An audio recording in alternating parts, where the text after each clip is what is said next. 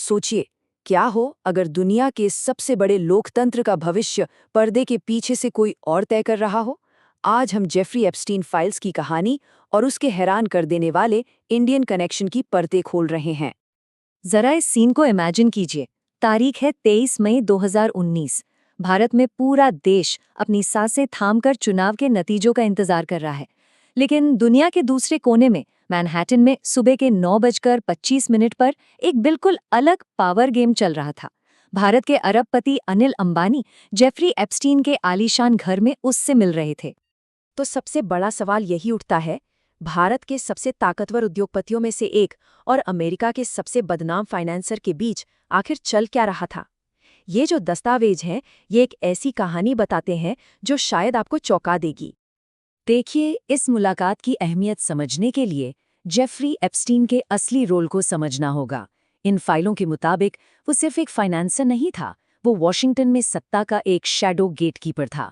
मतलब वो दरवाज़ा जिसके बिना अंदर जाना नामुमकिन था। ये कोई मामूली बातचीत नहीं है, ये एप्स्टीन है जो खुद को एक एक्सपर्ट के तौर पर पेश कर रहा है। एक ऐसा एक्सपर्ट जो ट्रंप के व्हाइट हाउस को बता सकता है कि भारत से कैसे डील करनी है। सोचिए, चुनाव के नतीजों वाले दिन ही वो स्टीव बैनन को ईमेल करता है और भारत की विदेश नीति पर अपनी एक्सपर्ट राय दे रहा है। वो खुद को एक बहुत जरूरी खिलाड़ी बना रहा था। तो ये पूरा सिस्टम काम कैसे करता था? इन फाइलों के हिसाब से ये एक सीधी सी लाइन थी। दिल्ली में बैठे लीडर्स को व्हाइट हाउस तक पहुंच चाहिए थी। अंबानी वो जरिया बने और एप्स्टीन वो आदमी था जो दरवाजे खोल सकता था। लेकिन जाहिर है इस पहुंच की एक कीमत थी। और अगर कोई शक शुबा बाकी हो तो ये सीधा सीधा अनुरोध देखिए। 16 मार्च 2017 का एक कथित ईमेल कहता है, लीडरशिप ट्रंप के सर्कल में सीनियर लोगों से जुड़ने के लिए मदद मांग रही है। ये साफ तौर पर दिखाता है कि ये प्रभाव खरीदने की एक सीधी कोशिश थी। तो ये शैडो डिप्लोमेसी असल में दिखती कैसी थी? ये सौदे कैसे होते थे, वो भी ऑफिशियल चैनलों से पूरी तरह बाहर? चलिए एक उदाहरण देखते हैं। मार्च 2017 में पेरिस में अंबानी और एप्स्टीन के बीच एक डिनर होता है। दस्तावेजों का दावा है कि इसका असल मकसद फ्रांसीसी राष्ट्रपति के साथ एक मीटिंग फिक्स करना था। और ये सब उस वक्त हो रहा था जब राफेल जैसे बड़े रक्षा सौदे चर्चा में थे। और फिर आता है ये चौंकाने वाला दावा। भारतीय प्रधानमंत्री की ऐतिहासिक इजराइल यात्रा के बाद एप्स्टीन ने कथित तौर पर डींग मारते हुए लिखा, नाचे और गाए, काम हो गया। मतलब वो खुलेआम अंतर्राष्ट्रीय कूटनीति का क्रेडिट ले रहा था और इसे सिर्फ अमेरिकी राष्ट्रपति को खुश करने वाला एक शो बता रहा था। ये सब कुछ जिस एक टर्म के अंदर आता है वो है शैडो डिप्लोमेसी, यानी प्राइवेट लोगों का इस्तेमाल करके विदेश नीति को प्रभावित करना, वो भी सरकारी नजरों से दूर, बंद दरवाजों के पीछे। लेकिन एक मिनट, इस रिश्ते में असली पावर किसके पास थी? क्योंकि जैसा कि हम अब देखेंगे, जो बाहर से दिख रहा था और जो हकीकत थी, उसमें जमीन आसमान का फर्क था।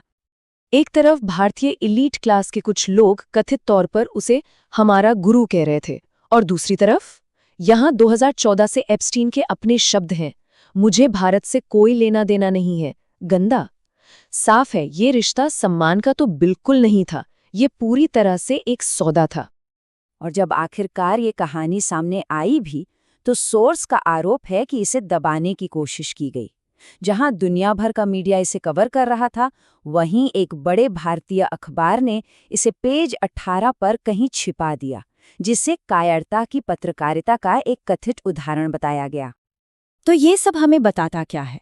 ये हमें सत्ता की एक नई दुनिया से मिलवाता है, निजी दलालों और बिचौलियों की दुनिया, जो अब असली खेल खेल रहे हैं। ये जो दलाली का सिस्टम था, ये 3 मेन चीज़ों पर टिका था। सेंटर में एप्स्टीन जैसा कोई व्यक्ति, और वो भारतीय सरकार और कॉरपोरेट दिग्गजों को सीधे व्हाइट हाउस से जोड़ता था। चलिए इसे और भी साफ तौर पर समझते हैं। नंबर 1, पहुंच, यानी व्हाइट हाउस के लिए एक शॉर्टकट। नंबर 2, सौदा, जो था चीन के खिलाफ एक गठबंधन बनाना। और नंबर 3, माध्यम, यानी गुप्त ऑफ द रिकॉर्ड बैठकें। ये एक ऐसी मशीन थी जिसे परछाई में काम करने के लिए ही डिजाइन किया गया था। और अंत में ये सारे दस्तावेज हमें एक बहुत ही परेशान करने वाले निष्कर्ष पर लाकर खड़ा करते हैं कि संप्रभुता अब चुनी हुई सरकारों के पास नहीं है, बल्कि वो निजी बिचौलियों की जेब में है। तो ये सब हमें एक बहुत ही अहम सवाल के साथ छोड़ जाता है। सत्ता की इन परछाइयों में जब फैसले बंद दरवाजों के पीछे निजी दलाल करते हैं, तो असली कंट्रोल आखिर किसके हाथ में है?